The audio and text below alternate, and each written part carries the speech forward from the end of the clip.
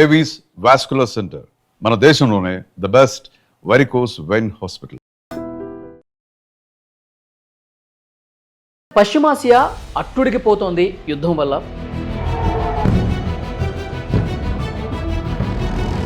Iran, Israel, America భీకరమైనటువంటి యుద్ధం వల్ల ప్రపంచ ఆర్థిక వ్యవస్థలు కూడా కుప్పకూలే పరిస్థితి కనిపిస్తోంది. యుద్ధంలో నైతికత లేదా ధర్మము అధర్మము అది పెద్ద సమస్య కాదు. ఎక్కడ తప్పు జరిగిందంటే పరిష్కారం సంప్రదింపుల ద్వారా సాధ్యమైనప్పుడు. నమస్తే, వెల్కమ్ టు ఐ డ్రీమ్. నేను వలి. పశ్చిమాసియా అట్టుడికిపోతోంది యుద్ధం వల్ల.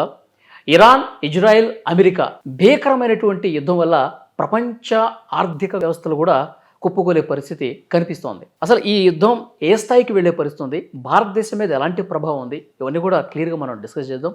ఈరోజు నాతో పాటు ఉన్నటువంటి guest foundation for democratic reforms founder Jayaprakash Narayana గారు. సార్తో మాట్లాడదాం. సార్ నమస్కారం. నమస్తే వల్లి. సార్, యుద్ధం ఏ స్థాయిలో జరుగుతుందో మనం చూస్తున్నాం. అమెరికా అధ్యక్షుడు డొనాల్డ్ ట్రంప్ ఇరాన్ విద్యుత్ కేంద్రాల మీద మేము దాడి చేయం, 5 రోజుల పాటు విరామం ప్రకటిస్తున్నా ఉన్నారు. దీనికి కొద్ది గంటల ముందు పార్లమెంట్లో మన ప్రధాని మోదీ గారు కరోనా సంక్షోభం ఎలాంటి పరిస్థితులైతే కల్పించిందో మళ్ళీ అలాంటి సిచ్యువేషన్ రావచ్చు, అప్పుడు మనం ఏ విధంగా అయితే కలిసికట్టుగా ఎదురొడ్డి నిలబడ్డామో మళ్ళీ అందరం కూడా శాయశక్తులు ఆ విధంగా ప్రయత్నం చేయాలని అన్నారు. అంటే దీర్ఘకాలం యుద్ధం జరుగుతుందని చెప్పి ఆయన చెప్పినటువంటి పరిస్థితి ఉంది. నిజంగా దీర్ఘకాలం యుద్ధం జరిగితే సిచ్యువేషన్స్ ఎలా ఉంటాయి సార్? మొదట నేను అనుకోవడం దీర్ఘకాలం జరగకూడదని కోరుకుందాం. ఎందుకంటే యుద్ధం అనివార్యం కాదు, అనవసరంగా వచ్చింది. మనకు అందిన సమాచారం ప్రకారం ఒమాన్ విదేశాంగ మంత్రి చెప్పిన మాటలు కావచ్చు, కొందరు అధికారులు చెప్పిన మాటలు కావచ్చు, బహిరంగంగా చర్చలు జరుగుతున్నాయి. కీలకమైన అంశాల మీద ఇరాన్ రాజీకి వచ్చి పరిష్కారం కోసం సిద్ధంగా ఉన్నట్టుగా మనకి వార్తలు అందినాయి. ప్రధానంగా 3 అంశాలు ఉన్నాయి ప్రపంచానికి సంబంధించిన వరకు. ఒకటి, అణ్వాయుధాలని సేకరించి ఇజ్రాయెల్కి ముప్పుగా ఉండడం. అలా ఉండకూడదు, ఎందుకంటే ఇరాన్ అణు ఒప్పందంలో సంతకం పెట్టింది. గతంలోనే ఇరాన్ అణు ఒప్పందానికి 1960 దశకంలోనే సంతకం పెట్టింది, న్యూక్లియర్ నాన్ ప్రొలిఫరేషన్ ట్రీటీ అంటాం. కాబట్టి ఇరాన్కి అణ్వాయుధాలని పొందేటువంటి హక్కు లేదు.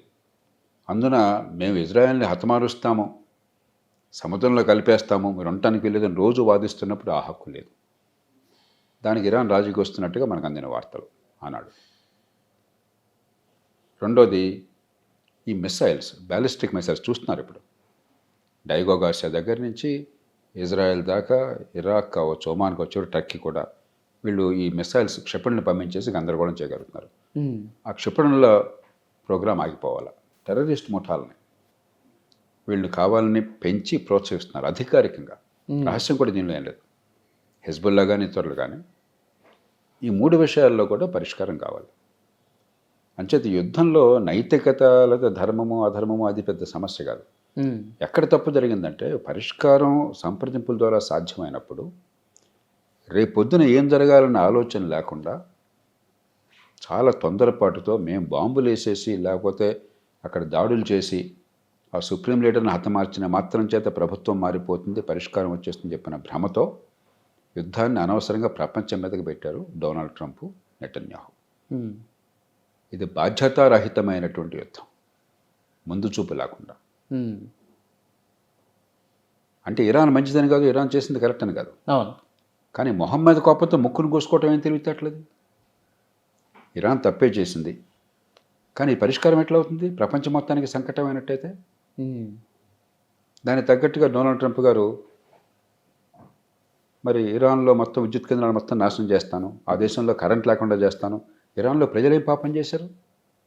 డొనాల్డ్ ట్రంపే అన్నాడు, ఇరాన్ ప్రజలు అమాయకులు, ఆ ఊచకొత్తకు వస్తుంది ప్రభుత్వం, కాబట్టి ప్రభుత్వం మారితే వాళ్ళకి మంచిది, నా వరకు నేను చేయాల్సిన పని చేస్తాను, మీరంతా సిద్ధమే ప్రభుత్వాన్ని మార్చుకోవాలని మీరు చెప్పి ఆ ప్రజల మీద దాడి చేస్తే ఎట్లాగా? అది ఏ రకంగానూ ధర్మసమ్మతం కాదు. సరే, ఇంత చేసి ఇప్పుడు చర్చలకు వస్తుంది ఇరాన్. మళ్ళీ అలా అన్నవాడే 2 రోజుల్లో గందరగోళం చేస్తానవాడు మళ్ళీ వాళ్ళు వచ్చేసి చర్చలు అంటాడు. కాబట్టి ప్రపంచంలో ఇంత కీలకమైన దేశం ఇంత అన్స్టేబుల్గా పిచ్చివాడి చేతిలో రాయిలాగా ఉండటం అనేది చాలా దురదృష్టకరం. ఊరి మంగళమే పడ్డట్టుగా అమెరికాకి పెద్ద దీనివల్ల ఇబ్బంది ఉండకపోవచ్చు, ఎందుకంటే కొంచెం ధరలు పెరుగుతాయి అంతే. ఎందుకంటే ప్రపంచంలో ఎక్కడ ముడి చమురు లేకపోతే గ్యాస్ ధరలు పెరిగినా అమెరికాలో కూడా పెరుగుతాయి. కానీ అమెరికా కొరత ఉండదు, అమెరికా పూర్తిగా సమృద్ధం. అమెరికా సముద్రాల దూరంలో ఉంది, అటు పక్కన అట్లాంటిక్ సముద్రం తూర్పు తీరాన పశ్చిమ తీరాన పసిఫిక్ సముద్రం ఉంది, వాళ్ళకి ఏం ఇబ్బంది లేదు. ఏమైనా ఇబ్బంది ఉన్నా వాళ్ళు లాక్కోవడం అలవాటే కదా సార్. వెనిజులా మీద ఏ విధంగా దాడి చేశారు మనం చూసాం. అది పెద్ద చిన్న విషయం, స్థానిక దానిలోకి వెళ్ళక్కల మనం. ఏం లేకపోయినా వాళ్ళకి ఇబ్బంది ఏం లేదు. కానీ మనందరికీ సంకటం, యూరప్ దేశాలకు సంకటం అవుతుంది, ఆసియా ఖండంలో ఉన్న దేశాలకు సంకటం అవుతుంది, ఆగ్నేయాసియా కావచ్చు, చైనా కావచ్చు, మనం కావచ్చు. సరే, మధ్యప్రాచ్యానికి మీకు చెప్పనక్కర్లేదు.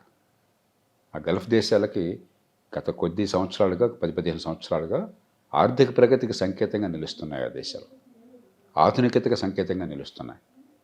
మరి భవిష్యత్తును దృష్టిలో పెట్టుకుని ఆయిల్ లేని ప్రపంచంలో కూడా ఎదగాలని ప్రయత్నం చేస్తున్నాయి. పెట్టుబడులకి ఆలవాలమైంది, టెక్నాలజీకి ఆలవాలమైంది. ఈవేళ అసలు ఆ దేశాల భవిష్యత్తు ఎట్లా ఉంటుంది అగమ్యగోచరంగా ఉంది. వాటి రేపు యుద్ధం ఆగినా కూడా వెంటనే ఆగుతున్న నమ్మకం నాకుంది, వారం 10 రోజులు ఆగిపోతున్న నమ్మకం నాకుంది. ఆగినా కూడా మళ్ళీ ఆ దేశాల గురించి ఆలోచిస్తే, దుబాయ్ మరి దేశం గురించి ఆలోచిస్తే పూర్వంలాగా మనం ఆలోచిస్తాం ఎప్పుడు ప్రమాదం ముంచుకొస్తుందో అని చెప్పి. కాబట్టి చాలా అనవసరమైన యుద్ధాన్ని ప్రపంచం మీద తీసుకొచ్చి ప్రపంచం మొత్తాన్ని సంకటంలోకి నెట్టారు. దీర్ఘకాలం యుద్ధం ఉండదు నా దృష్టిలో. దీర్ఘకాలం నిన్న మోడీ గారు అట్లాగే మాట్లాడారు. దానికి తయారు కావాలి కదా. ఇప్పుడు ఏ ప్రభుత్వమైనా సరే మన చేతుల్లో పరిష్కారం లేదు, మనం ఆశపడమే. కానీ అది లేనప్పుడు 6 నెలలు వచ్చినా పట్టాలి, 6 రోజులు వచ్చినా మనం దానికి ఏర్పాట్లు చేసుకోవాలి. కాబట్టి ఆ రకంగా ప్రభుత్వం ఆలోచించడం సరైనటువంటిది. కానీ ప్రాక్టికల్గా ఆలోచిస్తే బహుశా దీర్ఘకాలం ఉండకపోవచ్చు. కానీ దీర్ఘకాలం ఉండకపోయినా కూడా జరిగిన నష్టం వల్ల ఇప్పటికే చాలా ఇబ్బందులు ఉంటాయి. ఉదాహరణకి ఖటార్ మీద ఇరాన్ దాడి చేయటం చేత అనవసరంగా ఇజ్రాయెల్ ఇరాన్లో ఉన్నటువంటి ఈ గ్యాస్ నిక్షేపాలని మీద దాడి చేసింది. దానికి ప్రతిగా ఖటార్ మీద వీళ్ళు దాడి తీయారు. ఇప్పటికే ఖటార్ ప్రకటించింది ప్రపంచంలో అతి ఎక్కువగా గ్యాస్ ఎగుమతి చేసే దేశం ఖటార్, న్యాచురల్ గ్యాస్. ఖటార్ ఏమన్నది 6వ వంతు ఉత్పత్తి తగ్గిపోతుంది, 5 ఏళ్ల దాకా ఇక 6వ వంతు తగ్గిపోతుంది. అంటే ఇప్పుడు ఇవాళ యుద్ధం ఆగిపోయినా కూడా ప్రపంచానికి గ్యాస్ సప్లైలో 6వ వంతు తగ్గిపోతుంది ఖటార్ నుంచి. రెండోది, జరిగిన నష్టం మొత్తానికి మధ్యప్రాచ్యంలో ఆ దేశాల మొత్తంలో మళ్ళీ అవన్నీ నిలదొక్కోవాలంటే చాలా తలప్రాణం తోక్కొస్తుంది. అవును. మూడోది, ఇది దీర్ఘకాలం కొనసాగినట్లయితే ఇప్పటికే మనకి ముడి చమురు ధరలు పెరిగినాయి, పెట్రోల్ ధరలు ఇంకా మన దేశంలో ప్రభుత్వం పెంచలేదు, కానీ చాలా దేశాల్లో పెంచేశారు తప్పదని. మన దేశంలో ఇంకా జనానికి కొంచెం ఊరట కలిగిద్దామని కొంతకాలం ఆగుతున్నారు. ఎంతకాలం ఆగుతాం? ఖజానా డబ్బులు పోతాయి, మన పన్ను డబ్బులు మన డబ్బులే పోతాయి. ఓకే, సో పెరిగే అవకాశం కూడా ఉండొచ్చు. ప్రపంచం అంతా పెరిగింది, పెరగాల. అంతర్జాతీయంగా చమురు ధరలు పెరిగితే మనం పెరగకపోతే ఎట్లాగా? పెరగాల. ఏదో తాత్కాలికంగా ప్రజలకి ఈ యుద్ధంతో ఆగిపోతుందని ఆశతో ప్రజలకు ఇబ్బంది లేకుండా ప్రయత్నం చేస్తున్నారు. అలా గ్యాస్ ధరలు ఇప్పటికే పెరిగిపోయినాయి, మనకి అనివార్యంగా కొరత వచ్చేసింది. దాంతోపాటు ఫెర్టిలైజర్, మనకి ఈ ముడి చమురు నుంచే యూరియా ఫెర్టిలైజర్ వస్తుంది. అలాగే ఫాస్ఫేట్ రావాలంటే సల్ఫ్యూరిక్ యాసిడ్ కావాలి, అది వచ్చేది మళ్ళీ సల్ఫర్ వచ్చేది ప్రపంచం మొత్తానికి కూడా ఈ ఆయిల్ రిఫైనరీస్ నుంచే. అలాగే హీలియం ఉంది, హీలియం గ్యాస్ వచ్చేది ప్రధానంగా మధ్యప్రాచ్యం నుంచి ఎక్కువ వస్తుంది. అది ఉంటేనే ప్రతి కంప్యూటర్ పనిచేస్తుంది. కంప్యూటర్ల మొత్తానికి హీలియం అవసరం, కంప్యూటర్లకి, ఆర్టిఫిషియల్ ఇంటెలిజెన్స్కి, రోబోటిక్స్కి అన్నిటికీ హీలియం అవసరం. కాబట్టి ఇటు ఇంధనము, మరి శక్తి రూపాలు, ఎనర్జీ, గ్యాస్ కావచ్చు, ఇంట్లో పొయ్యిలో వెలిగించే స్టవ్ కావచ్చు, లేకపోతే మనకి కారులో వేసే పెట్రోల్ కావచ్చు, డీజిల్ కావచ్చు. దాంతోపాటు మరి ఫెర్టిలైజర్ ఆగిపోయినట్టయితే, ఎరువులు ఆగిపోయినట్టయితే పంటలు ఆగిపోతాయి ప్రపంచం. పెద్ద ఎత్తున కొరత ఏర్పడే అవకాశం. కాబట్టి దీర్ఘకాలం జరిగితే ప్రపంచం అల్లకల్లోలం అవుతుంది. రెండవ ప్రపంచ యుద్ధం తర్వాత ప్రపంచంలో ఎప్పుడు చూడాలంత సంక్షోభాన్ని ఆర్థికంగానే కాదు, అసలు ముందు మనుగడ కోసం. ఒక్కసారి ప్రపంచంలో పంటలు 30-40% తగ్గిపోయి అనుకుందాం, అంటే దారుణమైన పరిస్థితులు వచ్చేటదే. 30-40% తగ్గిపోతే ఆహారం ఒక సీజన్లో తట్టుకునే శక్తి ప్రపంచానికి లేదు. లక్షలాది మంది ఆకలి మంటలకి గురి కావాల్సి వస్తుంది. సో ఇవన్నీ మీరు అన్నట్టు ముందు చూపు లేకుండా యుద్ధాన్ని స్టార్ట్ చేసిన పరిస్థితి ఉంది, చాలా తొందరపాటుతో. ఇప్పుడు పోనీ కనీసం ఏం జరుగుతుందో అర్థం చేసుకుని ఓడిపోయిన వ్యూహం ఉండి దిగాము, ఎలా వెనక్కి ఉపసంహారం చేయలేరు. ఇప్పుడు మన పాత పురాణాల్లో మీరు సినిమాలు చూస్తే ఏమవుతుంది, ఒక బాణం వేయటం అంత ముఖ్యం, ఉపసంహారం కూడా అంతే ముఖ్యం. మీరు బాణం వేసి ఉపసంహారం లేదు తూచని చెప్పంటే ఎట్లా? ముందుగా ఆలోచించి ఆఫ్ ర్యాంప్ అంటాం, ఏంటి ఏ రకంగా వెనక్కి వెళ్ళాలి అవసరమైతే, అది లేకుండా చేశారు. సార్ అమెరికా ఇంటెలిజెన్స్ వ్యవస్థలు అంత పెద్ద స్థాయిలో ఉంటాయి, వాళ్ళకి ఏం జరుగుతుంది ఏంటి, దీని పర్యవసనాలు ఏంటి, తర్వాత పరిణామాలు ఎట్లా ఉంటాయి, ఎందుకు ఊహించలేకపోయారు సార్? మామూలుగా మనం అది ఆశిస్తాం. అలాంటి మేధా సంపత్తి ఉన్నది, టెక్నాలజీ ఉన్నది, ఆలోచించే మనుషులు ఉన్నారు. కానీ నాయకుడు పిచ్చివాడి చేతిలో రాయిలాగా అధికారాన్ని ఉపయోగిస్తే, ఎవరి మాట వినకుండా పెడసరంగా ఉంటే హ్యూబ్రిస్ అంటాం. ఇక నాకు వాస్తవాలతో పని లేదు, తర్కంతో పని లేదు, నేను చెప్పింది వేదవాక్కు అని చెప్పి మొండిగా కూర్చుంటే మనం దానికి ఏం చేయలేము. ఇప్పుడు జరిగింది అది వాళ్ళ ప్రపంచంలో. ఒక వారం 10 రోజుల్లో కనుక యుద్ధం ఆగిపోయినట్టయితే మధ్యప్రాచ్యానికి గల్ఫ్ దేశాలకు చాలా ఇబ్బంది ఉన్నా కూడా మిగతా ప్రపంచానికి వెంటనే ఇబ్బంది కనిపించకపోవచ్చు. కానీ మన మనసు ఎప్పుడు కూడా ఇప్పుడు ఆగిపోయింది కదా, స్టేట్ ఆఫ్ హార్మస్ నుంచి మనకి రావడం ఆగిపోయింది కదా, రేపొద్దున ఇంకోసారి జరగదని నమ్మకం ఉందా మనకేమన్నా? అలా జరుగుతుందేమో అనగానే ఏమవుతుంది, శంక బయలుదేరుతుంది మనకి. కాబట్టి మనం ఎక్కువగా నిల్వలు చేసుకోవాలి. ఇప్పుడు కొద్దిపాటి నిల్వలు చేసుకున్నాం, ఆయిల్ కానీ గ్యాస్ కానీ, రేపొద్దున మరి ఎక్కువ నిల్వలు చేసుకుంటాం ఏ ప్రమాదంతో తట్టుకోవాలని చెప్పని. Alternative supply roots Saudi Arabia ఉంది ఉదాహరణకి. యాన్బూకి పశ్చిమ తీరానికి తూర్పు తీరం నుంచి 1200 కిలోమీటర్ల వేరే పైప్ లైన్ వేసుకున్నారు వాళ్ళు. ఈసారి ఇంకో డబుల్ చేస్తారు దాన్ని. అలాగే మనందరం కూడా ఈ గల్ఫ్లో కనుక రాకుండా ఆగిపోయినట్టయితే, లేకపోతే మరో రూట్ నుంచి రాకుండా ఆగిపోతే ఇంకా ప్రత్యామ్నాయం ఏంటి, మనందరం దానికోసం బోర్డుని పెట్టుబడులు పెట్టి నాన్నదంటారు రావాల్సి వస్తుంది. ఓకే, ఇన్సూరెన్స్ కాస్టులు పెరిగిపోతాయి, ధరలు పెరిగిపోతాయి. కాబట్టి ప్రపంచ ఆర్థిక వ్యవస్థ ఈ పాటిని యుద్ధం ఆగిపోయినా కూడా ఎంతో కొంత దెబ్బతినడం ఖాయం. కాకపోతే తీవ్రంగా దెబ్బతినకపోవచ్చు, కానీ ఖచ్చితంగా ఇప్పటికి ఇంకా ఆగలేదు, అయినా కానీ దీని పరిణామాలు తీవ్రంగానే ఉంటాయి. ఇప్పటికే ఇంకెన్ని రోజులు కొనసాగితే తీవ్రత పెరుగుద్ది ఖచ్చితంగా. ఇప్పుడు అదే కనుక కొన్ని నెలలు కొనసాగినట్టయితే, ఎరువుల కొరత నిజంగా తీవ్రంగా వచ్చి పంటలు పండకపోయినట్టయితే ఇది మామూలు సంక్షోభం కాదు. బహుశా గత 150 సంవత్సరాలుగా లేనంత సంక్షోభం వస్తుంది. ఇది ఊహించే నిన్న ప్రధాని గారు ఆ మాట అని ఉంటారు. కాబట్టి ఇప్పుడు మన దేశం వరకు తంటాలు పడతాం. ఎందుకంటే మనకు ఉదాహరణకి చాలా పెద్ద ఎత్తున ఆహార ధాన్యాల నిలవ మనకి ప్రభుత్వ గిడ్డంగుల్లో ఉంది, ప్రైవేట్ రంగంలో ఉన్నది. విపరీతమైన భూమి పుష్కలంగా ఉంది కాబట్టి ఈ దేశంలో సూర్యకాంతి పుష్కలంగా ఉంది కాబట్టి తంటాలు పడతాం. కానీ ఎవ్వరూ కూడా ఈ ఉపద్రవం నుంచి బయటపడలేరు. ఇది కనుక దీర్ఘకాలం కొనసాగితే ఇది ఖచ్చితంగా, నేను చాలా ఆశావాదిని. నేను ఏదో ప్రపంచం మునిగిపోతుందని చెప్పేవాడిని కదా, ఇప్పుడు మునిగిపోతుందని అంటలే. కానీ మనందరం కూడా తీవ్రమైన నష్టాన్ని భరించాల్సి వస్తుంది కొనసాగినట్టయితే. ప్రపంచంలో ఎక్కడున్నా సరే నష్టం ఉంటుంది. కొన్ని దేశాలకు మరింత ఎక్కువ ఉంటుంది. ఇప్పుడు మన దేశం ఉందనుకోండి, జపాన్ ఉందనుకోండి, 100కి 90 పాళ్ళు ముడి చమురు మనం దిగుమతి చేసుకోవాలి. చైనా ఉందనుకోండి, 175 పాళ్ళు దిగుమతి చేసుకునేది, కానీ వాళ్ళు కూడా ప్రపంచంలో అతిపెద్ద దిగుమతిస్తారు. మనకంటే చాలా ఎక్కువ వినియోగిస్తారు వాళ్ళు. 16 మిలియన్ బ్యారెల్స్ రోజుకి. ఇండియా వాడేది 4.5 మిలియన్ బ్యారెల్స్ మంది. కాబట్టి చైనాకి ఇబ్బంది ఉంటుంది. కాకపోతే దీర్ఘకాలంలో చైనా కానీ ఇటీవల భారత్ చేసిన ప్రయత్నాలు కానీ 20 ఏళ్ల కాలాన్ని చూసినట్టయితే ఇక ఆయిల్ అవసరం లేని వ్యవస్థకు మనం వెళతాం. దాన్ని వేగరం చేస్తుంది చైనా. ఇప్పటికే శరవేగంగా వెళుతుంది ఆయిల్ అవసరం లేకుండా ఎలక్ట్రానిక్ వెహికల్స్ కానీ బ్యాటరీలు కానీ టెక్నాలజీ ప్రమాణం చేసి. మనం చైనా అంత వేగంగా కాకపోయినా చైనా లాగా మనం కూడా ప్రయత్నం చేస్తున్నాం. ఇప్పుడు ఆ ప్రయత్నం 10 రెట్లు పెరుగుతుంది. ఓకే, ఇప్పటిదాకా అదే బాగుంది కదా చేద్దామని, ఇప్పుడు బాగుంది కదా జీవన మరణాల సమస్య, చేయకపోతే మునిగిపోతాం. సరే, ఇక్కడ నాకు చిన్న సందేహం. చైనా ఎక్కువ దిగుమతిదారు అన్నారు, చైనా ఎక్కువ ఎఫెక్ట్ అయ్యే దేశాల్లో ఒక దేశం అని చెప్పేసి అన్నారు.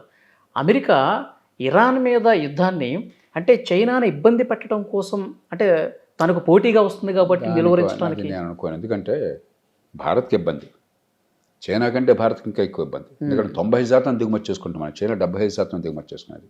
జపాన్కి ఇబ్బంది, జపాన్ 95% దిగుమతి చేసుకుంటుంది. యూరప్ మొత్తానికి ఇబ్బంది. కాబట్టి చైనా కోసం చేశారన్నది సరైన వాదన కాదు. ముందు చూపు లేకుండా గుడ్డెద్దు చేలో పడ్డట్టు చేశారు. కరెక్ట్ అయింది ఉపమానం, గుడ్డెద్దు చేలో పడ్డట్టు చేయడం. సార్, ఇంకొక ముఖ్యమైన విషయం, మీరు ఇంతకుముందు అన్నారు దీర్ఘకాలం కొనసాగకపోవచ్చు యుద్ధం అని. అయితే ట్రంప్ ఏమో 2 రోజుల నుంచి ఇరాన్తో చర్చలు జరుగుతున్నాయి, ఫలప్రదంగా జరుగుతున్నాయి అన్నారు. At the same time Iran ఏమంటుంది, అమెరికా అధ్యక్షుడు డొనాల్డ్ ట్రంప్ భయపడ్డాడు, అసలు ఎలాంటి చర్చలు జరగట్లేదని చెప్పి వాళ్ళు కౌంటర్గా మాట్లాడిన పరిస్థితుంది. అంటే ఆయన ఒక మాట అంటున్నాడు, సంబంధం లేకుండా వీళ్ళు ఒక మాట అంటున్నారు. మరి అసలు ఏం జరుగుతుంది? నిజమో కాదో మనకు తెలియదు. మీలాగా నేను కూడా వెయిట్ చేయాల్సిందే, చివరికి బయటపడుతుంది కదా. కానీ అమెరికా అధ్యక్షుడు ఒక మాట అంత పబ్లిక్గా అంటే ప్రస్తుతానికి ఆయన మాటను మనం తీసుకోవాలి. ఆయన చెప్తోంది ఏంటంటే, ఇంతకుముందు వచ్చేప్పుడు కూడా నేను చూశాను, ఆయన చెప్తోంది ఏంటంటే అక్కడ ఇరాన్లో అంతా ధ్వంసం అయిపోయింది, ఒకరితో ఒకరికి సంప్రదింపులు కూడా వాళ్ళ నాయకత్వంలో, కాబట్టి వాళ్ళ సరిగ్గా సమాచారం లేదు అని చెప్పి అంటున్నాడు ఆయన. కాబట్టి మనకేం తెలియదు. కానీ నిజంగా చర్చలు జరుగుతున్నాయని ఫలప్రదం అవుతాయని ఆశపడదాం, మనం ఆశిద్దాం. ఓకే సార్, ఇప్పుడు భారతదేశం మీద భవిష్యత్తులో ఎట్లా ఉండబోతుంది సార్? మన దేశం ఏమిటంటే గతంలో చాలా తప్పిదాలు చేశాం మనం. చైనా లాంటి దేశం 1978లో ఆర్థిక సరళీకరణ ప్రారంభించి ప్రైవేటు పెట్టుబడులకు ప్రోత్సాహం ఇచ్చి మౌలిక సదుపాయాలను పెంచి మంచి ప్రమాణాల విద్యను తీసుకొచ్చి శరవేగంగా అభివృద్ధిని సాధించినప్పుడు మనమంతా లైసెన్స్ రాజ్యము, మన రాజకీయాలు, మన గొడవలు దానిలో కొట్టుకుపోయాం. ఆలస్యంగా మొదలుపెట్టాం ఆర్థిక ప్రగతి కోసం. 1991లో సంస్కరణలు వచ్చిన తర్వాత కూడా కొన్ని సంస్కరణలు గట్టిగా చేశాం, కానీ మొత్తం చేపట్ల మనం చైనాలాగా. ఇటీవల కాలంలో కాస్త జాతీయ స్థాయిలో కనీసం ఆర్థిక క్రమశిక్షణ పాటించడము, మౌలిక సదుపాయాల కల్పన కోసం ఏర్పాట్లు జరుగుతున్నాయి. బ్యాంకులను కూడా కాస్త పటిష్టం చేశాం. కానీ చాలా రాష్ట్రాల్లో ఇప్పటికీ ఆర్థికంగా సంకటంలో ఉన్నాం. ఉదాహరణ తెలుగు రాష్ట్రాలు రెండు చూడండి. అసలు రేపన్నది లేనట్టుగా వచ్చే ఆదాయం ఏంటి, పెట్టే ఖర్చు ఏంటి లెక్క లేకుండా, పొంతం లేకుండా ఎడాపెడా ఖర్చు పెట్టేస్తున్నాం.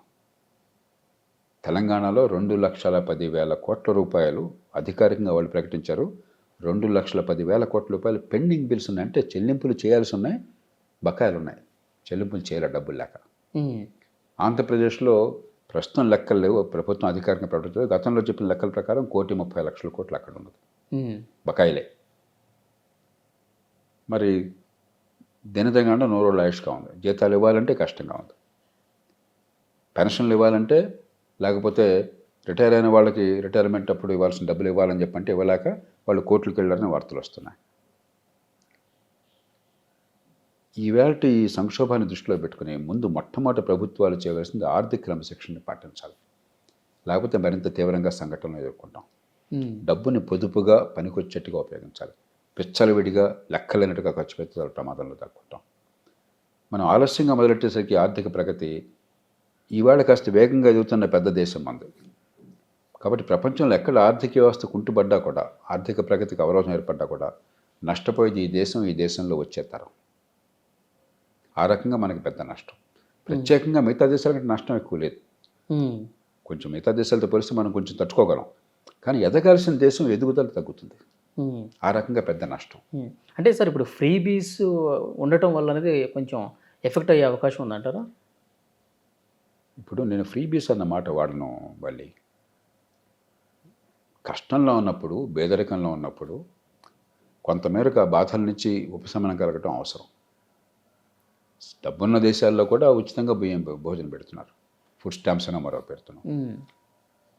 సంక్షేమం అవసరం, కానీ సంక్షేమం రేపొద్దున మీ కాళ్ళ మీద మేము నిలబెట్టేట్టుగా ఉండాలి, మీ సంపాదన శక్తి పెరిగేట్టుగా ఉండాలి, ఆర్థిక వ్యవస్థను పెంచేట్టుగా ఉండాలి. రెండోది, సంక్షేమమే పరిపాలన అనుకుని మౌలిక సదుపాయాలను విస్మరించి, ఆర్థిక భవిష్యత్తుని విస్మరించేసి ఉన్నది పంచిపెట్టమే సంక్షేమం ఓట్ల కోసం అనుకున్నట్టయితే రేపొద్దున దివాలా తీస్తాం. కాబట్టి సంక్షేమం వద్దని ఎవరు అనరు. సంక్షేమమే పాలన అంటే ప్రమాదకరం. అంటే ఎక్కడ చేయాలో అక్కడ చేయాలి. ఒకటి, ఎక్కడ చేయాలో అక్కడ చేయాలి. చేసే రీతి కూడా రేపొద్దున ఆదాయాన్ని పెంచే మార్గంలో ఉండాలి. కెపాసిటీ, ఎర్నింగ్ కెపాసిటీ, సంపాదించే శక్తిని పెంచేదిగా ఉండాలి. మన శక్తిని పెంచాలి. రెండోది, మీకున్న పన్నుల డబ్బులతో, మీ సొంత పన్నుల డబ్బులు కావచ్చు, ఢిల్లీ నుంచి మీకు వచ్చినటువంటి పన్నుల రూపంలో వచ్చే నిధులు కావచ్చు, అది మీరు అట్లనే ఖర్చు పెట్టుకోండి. కానీ అప్పు చేసి రోజువారీ ఖర్చు పెట్టే హక్కు మీకు లేదు. ఎందుకంటే అప్పు చేయడం అంటే ఎవరిది? వచ్చే తరం భవిష్యత్తు నుంచి మీరు డబ్బులు లాక్కుంటున్నారు.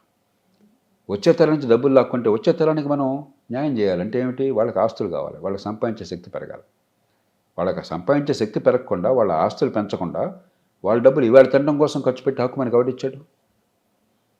అంచేత సంక్షేమం వద్దని ఎవరు అనరు, కానీ సంక్షేమాన్ని, అభివృద్ధిని, సమతూకాన్ని పాటించాలి. వచ్చే తరం దెబ్బ తినకుండా అప్పు చేసిన డబ్బు వచ్చే తరం భవిష్యత్తు కోసం ఖర్చు పెట్టాలి తప్ప వాళ్ళ ఖర్చుల కోసం కాకూడదు. ప్రధాని మోదీ గారు ఆయన కొద్దిగా యాక్టివ్ రోల్ పోషించి ఈ యుద్ధాన్ని ఆపే ప్రయత్నం ఆయన ఎందుకు చేయకూడదు? ఎందుకంటే ఇజ్రాయెల్తో మంచి సంబంధాలు ఉన్నాయి, అమెరికాతో సంబంధాలు ఉన్నాయి, రష్యా కావచ్చు, చైనా కావచ్చు, ఇరాన్ కావచ్చు, ప్రతి ఒక్క దేశంతో ఒక సహృద్భావ వాతావరణంలో మాట్లాడగలిగే పరిస్థితి ఒక్క భారతదేశానికి మాత్రమే ఉంది. మోదీ గారు కొంత ఇనిషియేట్ తీసుకుని యుద్ధాన్ని ఆపే ప్రయత్నం ఆయన చేయాల్సినటువంటి అవసరం ఉంది అని చెప్పి కొంతమంది. ప్రధానమంత్రి గారి మొట్టమొదటి బాధ్యత మన దేశ ప్రయోజనాలను కాపాడటం. అందులో సంక్షోభ సమయంలో భవిష్యత్తుకి సరైన చర్యలు తీసుకోవడం ఆ ప్రయత్నం చేస్తున్నారు. ఆ పైన ఖచ్చితంగా ఒక కీలకమైన దేశాల్లో ఒకటిగా, మనం అంతలోని గొప్పవాళ్ళం కాదు, మనకంటే పెద్దవాళ్ళు, మనకంటే మాట వినిపించిన శక్తున్న వాళ్ళు ఉన్నారు. చైనా కంటే మన పెద్దవాళ్ళం కాదు. కానీ మనకు కూడా కొంత పాత్ర ఉన్నది. రెండు పక్కల కూడా గుడ్ విల్ ఉంది కాబట్టి, మరి మనకు కూడా చాలా కీలకమైన అవసరాలు ఉన్నాయి కాబట్టి, హిందూ మహాసముద్రంలో కీలకమైన దేశం కాబట్టి మనకి, అంచేత ఒక దేశం విడిగా చేయలేదు మనం. జపాన్తో కలిసి, చైనాతో కలిసి, యూరప్ దేశాలతో కలిసి, మధ్యప్రాచ్య దేశాలతో, నా దృష్టిలో భారత్, చైనా, జపాన్, యూరప్, మధ్యప్రాచ్య దేశాలు ఈ 5గురికి పాత్ర ఉన్నది. కలిసి గట్టి ప్రయత్నం చేయాలి. బహుశా ఇవన్నీ బహిరంగ చెప్పి చేసేవి కాదు, ఆర్భాటాలతో చేసేవి కాదు. ఆ చర్చలు జరుగుతున్నాయని నేను అనుకుంటున్నాను. సార్ గల్ఫ్ కంట్రీస్లో మన దేశం నుంచి వెళ్ళిన వాళ్ళు చాలామంది ఉన్నారు సార్. 1 కోటి మంది దాకా ఉన్నారు. ఇప్పుడు వైట్ కలర్ జాబులు చేసేవాళ్ళు, బ్లూ కలర్ జాబులు చేసేవాళ్ళు అందరూ కూడా 1 కోటి మంది ఉన్నారు. వాళ్ళందరూ కూడా ఎఫెక్ట్ అవుతున్నారు. దాదాపు లక్షల మంది ఇండియాకి వచ్చారంట. సో వాళ్ళ 3.5 లక్షల మంది వచ్చారని ప్రధానమంత్రి గారు నిన్న ప్రకటనలో చెప్పారు. 3,70,000 మంది ఎంతమంది వచ్చారని చెప్పని. కానీ 1 కోటి మంది ఉన్నారు కాబట్టి 97% అక్కడే ఉన్నారు. భారత ఉపఖండం మొత్తం చూస్తే, బంగ్లాదేశ్, పాకిస్తాన్, ఇతర ఉపఖండ దేశాలు చూస్తే బహుశా 2-2.5 కోట్ల మంది ఉన్నారు. అంతా కూడా మన సంతతే కదా, మనం అంతా దాని గురించి ఆలోచించాలి. కాబట్టి మనకి మన దక్షిణాసియా ఉపఖండానికి, భారత ఉపఖండానికి ఇది చాలా కీలకమైనటువంటిది. ఈ 2-2.5 కోట్ల మంది నుంచి వచ్చే ఆదాయం తగ్గిపోతే అన్ని దేశాలు చతికిలు పడతాయి. ఎక్కువగా రెమిటెన్స్ వచ్చేది ఈ గల్ఫ్ దేశాల నుంచి. మన వాళ్ళకి ఉపాధి కలిగేది అక్కడ. కాబట్టి ఈ యుద్ధం అంతం కావాలని, ఆ దేశాల్లో మళ్ళీ శాంతి రావాలని, ఆర్థిక వ్యవస్థ పుంజుకోవాలని, ప్రశాంత పరిస్థితులు రావాలని మనం కోరుకోవాలి. ఎందుకంటే ఈ 1 కోటి మందిని తీసుకొచ్చే శక్తి ప్రపంచంలో ఎవరికి లేదు. 1 కోటి మందిని తీసుకోవాలంటే 550,000 విమానాలు కావాల్సి వస్తాయి. 50,000 విమానాలు. ఒక్కొక్క ఫ్లైట్కి 200 మందిని అనుకున్న 50,000 ఫ్లైట్స్ కావాలి. ఇవాళ అక్కడ అన్ని ఫ్లైట్స్ నడిచే పరిస్థితి లేదు. కాబట్టి తీసుకురావడమే అసాధ్యం. ఒకటే పరిష్కారం. ఇప్పుడు అమెరికానో, బ్రిటనో, మరో దేశం మీరు వదిలేసేయండి, తిరిగి వచ్చేయండి చెప్పచ్చు. ఏమంటారు, 2,000 మంది అంటారు. 1 కోటి మంది ఎవరు తీసుకెళ్తారు? అవును, మనం తీసుకొచ్చాం. బంగ్లాదేశ్ ఎవరు తీసుకొస్తారు?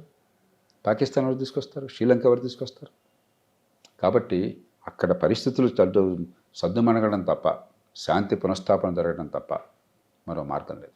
కానీ వీళ్ళు కండిషన్లు పెడుతున్నారు కదా సార్. ఇప్పుడు చర్చలు ఫలప్రదంగా జరుగుతున్నట్టు ఎక్కడ సూచన కనపడలేదు. ఆయన అమెరికా అధ్యక్షుడు చెప్తున్నాడు, కానీ ఈయనేమో ఏదైతే కూల్ చేశారో, పడగొట్టేశారో, మాకు నష్టం జరిగిందో ఆ నష్టపరిహారం మాకు ఇవ్వండి. అవన్నీ చర్చల్లోకి వెళ్తే కానీ చర్చలకు ముందు ఎప్పుడు తేడా అవి. ఇరాన్ కూడా ఏంటంటే వాళ్ళు కసి మీద ఉన్నారు. మా మీద దాడికి దిగారు, మేము చర్చలు సిద్ధంగా ఉన్నా కూడా సరే అంత తెలుస్తామని. కానీ మళ్ళీ వాళ్ళు ఎలాగైతే మనందరికీ కలిపి మొహమ్మద్ కోపంతో ముక్కును కోస్తున్నారో, వీళ్ళు కూడా అలాగే మొహమ్మద్ కోపంతో ముక్కును కోస్తుంటే అట్లాగే ఇరాన్ ఇప్పుడు యుద్ధం కొనసాగినట్టయితే అవతల వాళ్ళకి ఇబ్బంది కలగచ్చు. కానీ ఇరాన్ సర్వనాశనం అయిపోతుంది. ఇప్పటికే సగం పోయింది. ఇప్పటికీ సగం పోయింది. 25 ఏళ్ళుగా ఈ శాంక్షన్ల వల్ల చాలా నష్టపోయినారు. ప్రజలంటే ప్రేమ ఉన్నట్టయితే, మీ నాగరికతను పెంచుకోవాలి, సంస్కృతిని పెంచుకోవాలన్నట్టయితే ఈ పిచ్చి మాటలు కట్టుబెట్టేసి దురుస్థానం తగ్గించేసి ఎలాగోలా శాంతికి సిద్ధపడతారని నేను ఆశపడుతున్నాను. అంటే సానుకూల పరిస్థితులు ఉంటాయంటారు సో డెఫినెట్గా. లేకపోతే ఏమవుతుందంటే దానికి పరిష్కారం ప్రెసిడెంట్ ట్రంప్ వాళ్ళ మీద విద్యుత్ కేంద్రాల మీద బాంబులు వేసి ప్రజలను అన్యాయం చేయడం కాదు. అది యుద్ధ నేరం అవుతుంది. ఏ రకంగా చూసిన అమానుషమైంది. అది పరిష్కారం కాదు. అప్పుడు బహుశా సరైన పరిష్కారం ఏమవుతుందంటే, ఇరాన్ ఎప్పటికి కూడా తన ముడి చమురు ఎగుమతి చేసుకుంటుంది, ప్రధానంగా చైనాకు అమ్ముతుంది. స్టేట్ ఆఫ్ హార్మూజ్ వాళ్ళ అధీనంలో పెట్టుకున్నారు. అక్కడికి ఎవరు వచ్చినా అంత తెలుస్తారని బెదిరిస్తున్నారు, ఎవరు ధైర్యం చేయట్లా.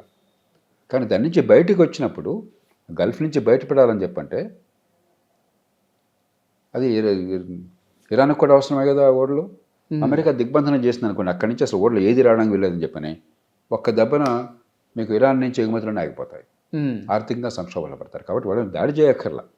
వాళ్ళు ప్రపంచానికి చేస్తున్నటువంటి నష్టాన్ని వాళ్ళకు కూడా చూపెట్టినట్టయితే ఆర్థికంగా బహుశా దారికి వస్తారు. అంచేత దుడుకుతనం ప్రదర్శించకుండా అమెరికా కావచ్చు, ఇరాన్ కావచ్చు, పరిష్కారాన్ని వీలున్నంత మేరకు ఒక యుద్ధం వెంటనే ఆగకపోయినా కూడా యుద్ధం ఆగడానికి అనుకూలంగా ఉండేట్టుగా మరింత విధ్వంసానికి దారి తీయకుండా ఆర్థికంగా ప్రయత్నం చేయాలి తప్ప, మేము అంతా దాడులు చేసి ఇరాన్ని భస్మపెట్టడం చేస్తుంటే ఇరాన్ని భస్మపెట్టడం చేస్తే అమెరికాకు ఉన్నది, అది పరిష్కారం అవుతుందా? ఏ రకంగా అవుతుంది? అణుబాంబులు ఉన్నాయి, వ్యర్థం వేసేసి మొత్తం ప్రపంచం 1 లక్షల మంది చంపేస్తారా మీరు? ఏం పరిష్కారం అవుతుంది? కాబట్టి కొద్దిగా ఆలోచనతో చేయాలి. సార్ ఇప్పుడు ఇన్ని రోజులు, ఇప్పుడు యుద్ధం స్టార్ట్ అయిన వెంటనే ఫిబ్రవరి 28వ తారీఖు కొన్ని నిమిషాల్లోనే సుప్రీం లీడర్ని చంపేశారు సార్. అంటే ఇరాన్ సుప్రీం లీడరే చనిపోతే మొత్తం మన హస్తగతం అయిపోతుంది, అందరూ లొంగిపోతారు అనుకోవటం. అసలు ఆ కారణంగానే అది ఇంటెలిజెన్స్ నిఘా విభాగాలు దొరుకుతున్నాయి వాడికి. ఆయన అక్కడ మీటింగ్కి వెళ్తున్నాడని చెప్పని ఆయన చంపేయడం సాధ్యమైన అవకాశం ఆలోచన కలిగింది. అందుకనే లేడీకి లేచిందే పరుగని చెప్పని తర్వాత పర్యవసానం అంటే ఆలోచించకుండా ఇది చేస్తే అయిపోతుందని చెప్పని వేసేసారు. అసలు ఇన్ని రోజులు జరుగుతుందని వాళ్ళు ఊహించుండరు. అది చాలా తప్పు కదా అది. ఇరాన్ ఇంత బలంగా నిలబడుతుందని అనుకోని ఉండరు. ఇప్పుడు ఎన్నేళ్లుగా ఈ 40-50 ఏళ్ళుగా ఎందుకని ఇరాన్ మీద దాడి చేయలేదు ఇతర అధ్యక్షులు, అమెరికా అధ్యక్షులు? ఇలాంటి ప్రమాదం ఉంది, ప్రపంచం మొత్తానికి సంకటం అవుతుంది, సమస్య పరిష్కారం కాకుండా జట్ల మొత్తం ఉద్దేశంతోనే కదా. కాబట్టి ఆ విషయంలో డొనాల్డ్ ట్రంప్ది పూర్తి వైఫల్యం, నాయకత్వ వైఫల్యం కొట్టొచ్చినట్టుంది. విజ్ఞత లేకుండా దుందుడుకు చర్య చేపట్టారు. సరే, జరిగిందే జరిగిపోయింది, ఇప్పుడు పరిష్కారం చూడాలి.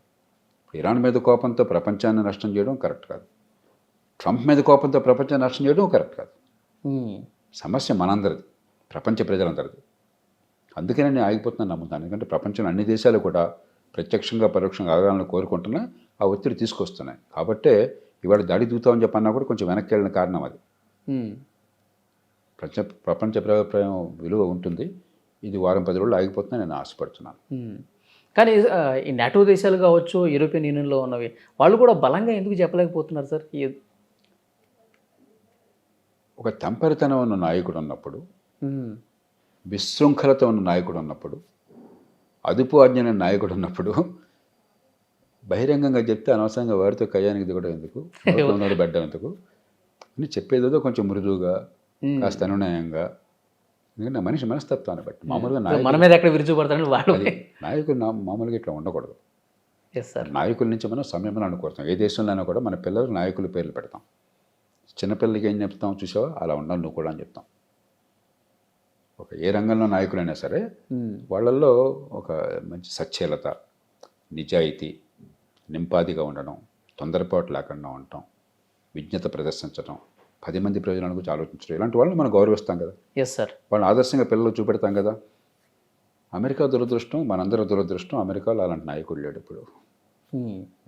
ఈయన మొదటిసారి బాగానే ఉన్నట్టు అనిపించింది సార్. ఈ రెండోసారి అధ్యక్షుడు అయితే మొదటిసారి ఆయన కట్టడి చేశారు, కొత్తగా అధికారంలోకి వచ్చాడు, కొంత కట్టడి చేయగలిగారు. రెండోసారి విశృంఖలంగా పెట్టకపోయాడు, ఆ కట్టడలన్నీ తొలగించేసుకున్నాడు. ఆయన ప్రపంచ శాంతి నోబెల్ బహుమతి కావాలని ఒకవైపు కోరుకుంటాడు, ఒకవైపు ఏమో ఇంత బీభత్సమైన యుద్ధాలు. దానికి చంపన గురించి మాట్లాడడం నా దృష్టిలో వృధా. ఆయన్ని మార్చే శక్తి మీకు నాకు లేదు. సందర్భాన్ని బట్టి మెడలు వంచాల్సిందే. కానీ మనం చూడాల్సింది ఆయన కానీ అలాంటి వాళ్ళ వల్ల కానీ ప్రపంచం అల్లకల్లలో కాకుండా ఏం చేయాలి ఆలోచించాలి. ఇరాన్లో నాయకత్వం కావచ్చు, అమెరికాలో నాయకత్వం కావచ్చు, వాళ్ళని తిట్టిన ప్రయోజనం లేదు కదా. మనం ఏ రకంగా ఈ ఉపద్రవాన్ని కాస్త తగ్గించాలా, భవిష్యత్తుని కాపాడుకోవాలా, దాని మీద దృష్టి పెట్టాలి మనం. చూద్దాం సార్, త్వరలోనే యుద్ధం ఆగిపోవాలి, దీర్ఘకాల యుద్ధం అని చెప్పి చాలా మందిలో ఆందోళన, భయం ఉంది. అలా కాకుండా అంత శాంతి వెలివిరియాలి, మళ్ళీ యథావిధిగా అన్నీ జరగాలని కోరుకుందాం. Thank you very much. నమస్కారం. And for more videos, please subscribe to iDream. Please subscribe to iDream. Please subscribe iDream. And please subscribe to iDream. For more videos, subscribe to iDream. please like, share and subscribe to the channel. Congratulations, iDream. Subscribe to iDream. Subscribe to iDream. So subscribe to iDream Media. iDream ki iDream team andarki huge congratulations. Please subscribe iDream Media. Please subscribe to iDream. Subscribe iDream. Please subscribe to iDream. iDream అంటే నా కళల ఛానల్ను subscribe చేసుకున్న నోరు తిరుగుతలేదు, మీరైతే గంట గుర్తు కొట్టండి. For more such videos, please subscribe to iDream. Subscribe to iDream. Please subscribe to iDream. Please subscribe iDream Media. Please do subscribe to iDream. Please subscribe to iDream Media. For best entertainment and information, please subscribe iDream. And don't forget to subscribe to iDream.